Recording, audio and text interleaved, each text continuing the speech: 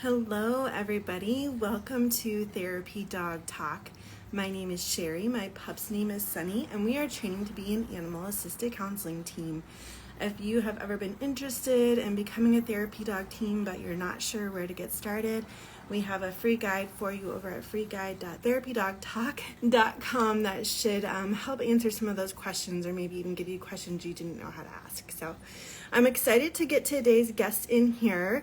We have not a dog, but a cat joining us today. Well, they're human, and I'm really looking forward to hearing what that's like to have a therapy cat. Hi, Tracy. Hi, how are you? I'm good. How are you? Good. It's so nice to meet you. Nice to meet you as well. So I would love if you could start us off by just telling us a little bit about you and your cats. I believe you have two therapy cats and kind of where y'all are located, and then we'll jump in. So my name is Tracy. I work at ASU in IT, and I have three cats, two of whom are therapy cats. I have a 12-year-old cat named Haru who's actually really been terrified his whole life of going outside, but lately he's been venturing further and further from the front door, so maybe he has a therapy cat career in him as well. And then I have a cat named Roger who just turned 7 years old last month, and he has been a therapy cat since he was 1 year old. So he's got 6 years of service. One year was online because of COVID, but like he's done quite a bit. And then during COVID, a cat just showed up at my house, and he was so sweet and so easygoing, and he walked on a leash like from the moment I found him. So I decided he could stay, and he became a therapy cat in May of last year. His name is Salvador. That's great. So Roger's been a therapy cat for 6 years and Salvador for 1 year? Mm-hmm. Yep. And they're both registered through Pet Partners, correct? Yes, as far as I can tell, Pet Partners is really the only nationwide group that registers cats. So, Okay. With dogs, there's a few groups that do it, but with cats, I could only find Pet Partners. But they're a great organization to be registered with, and we've enjoyed every minute of volunteering. That's amazing. So how did you first find out about even the concept of making your cat a therapy cat?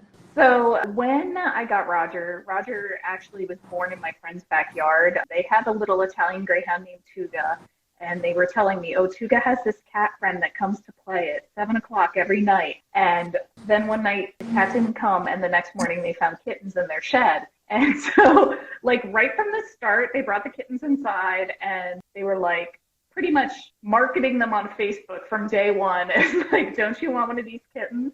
And so that Italian Greyhound was like a dad to Roger. He really spent a ton of time with this dog. At that point, I had two cats, both of whom would never go outside. But, I ended up adopting Roger. And because he had been raised by a dog partially, he was very outgoing and adventurous. And they had also done a really great job socializing the kittens. Like there were always tons of people at their house playing with the kittens. And so he really had this outgoing personality, and I just thought he was so cool. And my boss at the time had a wife who worked for Hospice of the Valley in Arizona, and he was like, oh, you should get him registered as a therapy cat. My wife says Hospice of the Valley doesn't have any cats right now. And I thought, like, oh, that would be a cool thing for us to do. So he was 1 year old. He took the test. It was basically like his birthday. He took the test on, and then he started volunteering with Hospice of the Valley. That's amazing. What are the requirements for a cat to be a therapy cat? So with Pet Partners, it's a similar test to what they do for the dogs, but it's also different. So they prefer you carry your cat either in a basket or in your arms, and they, expose them to a large group of people. They sit 3 people in chairs, and then your cat has to spend like 20 or 30 seconds on each person's lap and be comfortable being passed from lap to lap. They, expose them to people in wheelchairs, someone with a walker, and make sure they're comfortable having their paws touched, and they get a hug from the evaluator. So those are kind of the things they have to do. Okay, that's really interesting. Was it difficult for you to kind of leash train? Did you have to leash train for that? So they actually don't have to walk on a leash. They just have to wear a harness, and you have to hold the leash. Okay. Because Roger was raised by a dog, I think he thought leash training was like totally normal. He wanted to go outside when he was like 4 months old, and I was like, well, if you want to go outside, you have to wear a harness. And so Yeah. I got him a little harness. It was like too big at first. He was so cute. And we went outside. And so They have to be comfortable in the harness, but they don't necessarily have to be able to walk in it. And they just have to not freak out when it's on. Gotcha. How does Roger let you know that he enjoys doing therapy work? So Roger pretty much never purrs except when he's at the children's hospital. Oh, It's interesting. the only place he purrs. He makes biscuits on my face mask, like when we're walking towards the room. So I know that he loves going there. He loves just sitting in bed with the kids and purring, and he purrs the whole time, and then we go home and he doesn't purr for another week. Oh, you're like, hey, mister, I do how much for you and you won't purr for me? I always tell the kids he saves all his purrs for the children's hospital, that he's really into like the healing power purrs. Now he does purr for like a minute or two to wake me up in the morning to give him breakfast, but besides that, he's just like not a big purr. Aw. So you two volunteer at the children's hospital together then, yeah? Yeah. Okay. Is that where Sal volunteers as well? Yeah, so Roger still is registered with Hospice of the Valley, but Sal does most of that work. And Okay. then he's at the Phoenix Children's Hospital either every other week or 3 times a month. And Sal does hospice, and he volunteers at ASU sometimes, and he does Phoenix Children's as well. Gotcha. Did anything surprise you in your journey towards training them to be therapy cats? What surprises me is just how few therapy cats there are. I was on a call with Pet Partners recently, and they told me there's only like 140 in the US. But when you see the reaction people get to the cats, it's a shame there's not more people doing this. And I think that's the biggest surprise for me, because it's such a thrill. Like when you make someone's day, it's an amazing feeling. And especially for people like seniors who don't really have the opportunity to go out as much or maybe visit with their families, it just surprises me that more people aren't doing this. Yeah. Did they have any insight as into why not many people do therapy cat work? I think that it's really just a lack of knowledge that's like a possibility. I think a lot of people have misconceptions about it. And I do meet people who I know their cats would be great therapy cats, and they kind of doubt the cats. They're like, oh, I don't know if he would really be that good. And I'm like, no, he would. Trust me, I know. So it's kind of a real niche thing. Yeah, I was wondering about that because I feel like it's very kind of common to train a dog, but most people just assume you can't train a cat, even though you can. You can train a cat. Yeah, I mean, I think it depends on the cat, but Roger knows a bunch of tricks, which is always really funny at the hospital. Like he does high five, and he jumps through a hoop, and he'll give you a kiss. Yeah, so. Was it difficult to teach him those things? No, Roger's really smart, and he just picked up on it. And that's kind of my biggest failure as a handler, is that Roger is so easy to get him to do anything, and then people just expect me to know how to teach them, like how to walk their cat on a leash or teach a cat to give a high five. Yeah, I could see that. Have you thought about becoming like a therapy cat evaluator or anything like that for Pet Partners? Yeah, I actually am in the process of becoming an evaluator for Pet Partners. I'm definitely interested in evaluating both dogs and cats. Where I live in Phoenix, we just don't have that many evaluators for how large the city is and how large it's growing. So I will be doing that. I'll hopefully be started with that by the fall. Okay. That's surprising to me that you don't have a lot of evaluators. And talking to Cheyenne, there's so many, at least for therapy dogs, volunteer opportunities there. Yeah. Mm-hmm. Yeah. What do you enjoy the most about being a therapy cat team? Oh, just making other people happy. Like sometimes the things that we see at the children's hospital are so amazing, and also, when you visit a hospice patient and they're kind of lonely, but they've loved cats their whole lives and they've lost their cats, because a lot of people have to rehome their animals to go into like assisted living. Just the way you make people feel, it's an addicting feeling. Yeah, I love that. Do you have like a favorite conversation starter when you're volunteering? I usually just ask people if they have cats or to tell me about any cats they've had. Because it is such a niche, people sometimes like really freak out when we come. They're so excited and they want to tell you about their cats.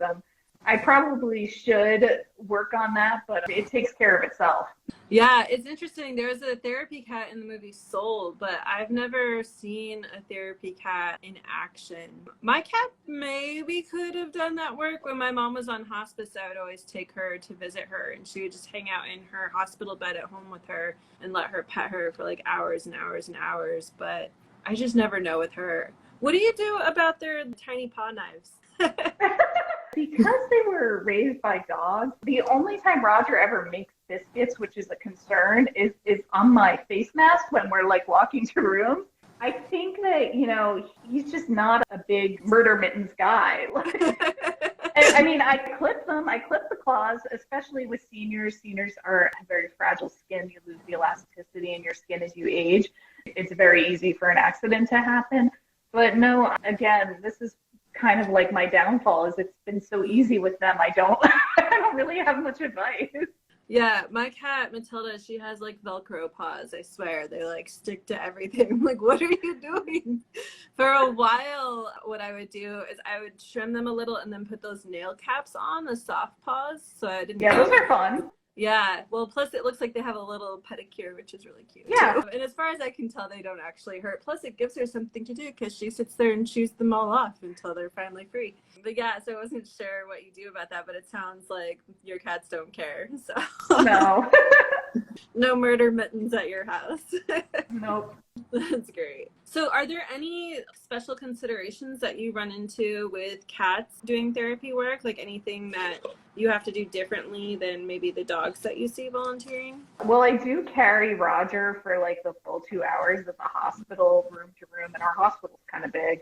And so that can be rough on my back. His brother walks pretty much most of the time, but carrying can be rough. But otherwise, he's very good. He doesn't like his bath. Sal is very easy to bathe. I usually like go live on TikTok when I bathe him because people can't believe that he just like stands there and I pour water on him. But I couldn't do it with Roger because people would be disturbed. Aw. Well, what advice do you have for someone who's interested in becoming a therapy cat team and bumping up those cat numbers? It's funny. I live in a condo complex and there's several Airbnbs. And there was someone who was renting for like 2 months and he had a cat named Gordy, and Gordy totally could have done it. He, much like me with my cats, would take Gordy out for a stroll several times a day. And Gordy was already wearing a harness. And, I did tell him, like, this is a really worthwhile thing you can do. Gordy would make so many people happy, like at a senior center. And they were kind of like making their way cross country and they were moving to Hawaii. So I didn't get a chance to refer him to any resources. But I would say, like, if you are interested, there's other opportunities for volunteering with animals in animal assisted therapy with groups like at Phoenix Children's. I have someone I'm paired with. Her name is Eileen. She's an escort. And I'm also an escort. I take a doodle named Camus around. And so if you're interested in doing this type of work, cat or not, like I would just first get involved with the work by finding some way to volunteer in your community with an animal assisted therapy program, because it will give you a good idea of the opportunities that are out there, as well as letting you observe visits. And it will kind of help you think like, well, my animal could do this, or if this happened, I would do this. I think that if someone's interested, if they think their cat has the capacity, and like in Phoenix, there's a bunch of cats that hike, or not a bunch, but there's cats that hike. And so I feel like if your cat is confident enough to go hiking, that it probably can be a therapy cat. I would just evaluate your animal and I would get involved with an animal assisted therapy program just as an ancillary person and just start observing. Yeah, that's good advice. I've heard of people talking about like shadowing another team before. And that could definitely give you an opportunity to kind of just see what actually takes place, to know if your animal would be interested. Because I feel like a lot of times you hear people talking about it or you see them posting on Instagram, but you really don't know what it entails until you're doing the work. Yeah, and it can be tough too to shadow because like any healthcare setting is protected by HIPAA and you're not really going to be able to bring someone with you. Yeah. But if you become a volunteer with that organization, you would be able to observe. Yeah, because then you have the clearance and everything. Mm-hmm. Yeah. Cheyenne says that you've escorted Tiana and that Tiana loves I you. have. Oh, I love Tiana. Tiana was on a previous episode of Therapy Dog Talk. Tiana and Sal work at ASU together sometimes, but Tiana definitely gets a little distracted when she sees Sal. We're keeping them separated now. She's like, Kitty? She pointed. She was like, oh my goodness. That's not a dog. I want to go see them. Yeah.